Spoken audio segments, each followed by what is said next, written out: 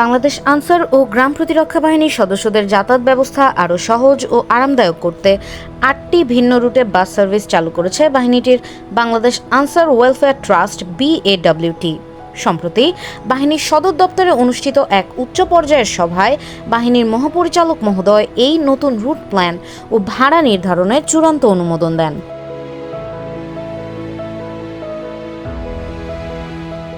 BAWT এর সিদ্ধান্ত অনুযায়ী ঢাকা থেকে দেশের বিভিন্ন গুরুত্বপূর্ণ গন্তব্যে বাসগুলো যাতায়াত করবে।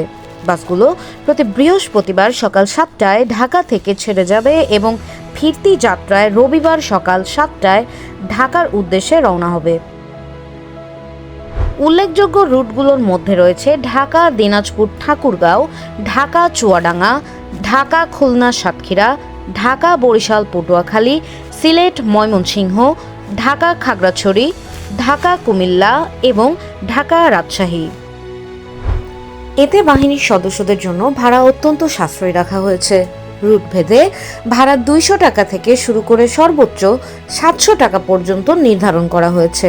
এতে বাহিনীর সদস্যদের পরিবারের লোকজনও বাহিনীর এই নিজস্ব ট্রান্সপোর্টে সুবিধা পেতে পারেন, তবে সেক্ষেত্রে বাহিনীর সদস্যদের নির্ধারিত সাশ্রয়ী ভাড়া থেকে 20% ভাড়া অতিরিক্ত দিয়ে যাতায়াত করতে পারবেন।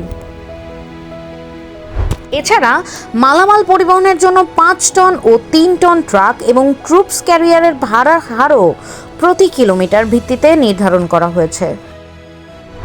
যাতায়াত ব্যবস্থাকে আধুনিক করতে ম্যানুয়াল পদ্ধতির পাশাপাশি ডিজিটাল টিকিট বুকিং সেবা চালু করা হয়েছে। সদস্যরা এখন থেকে www.ttbms.ansarvdp.gov.bd ওয়েবসাইটের মাধ্যমে তাদের টিকিট সংগ্রহ করতে পারবেন। সভায় জানানো হয়, বাহিনীর সদস্যদের কল্যাণ ও নিরাপদ ভ্রমণ নিশ্চিত করাই এই উদ্যোগের মূল লক্ষ্য।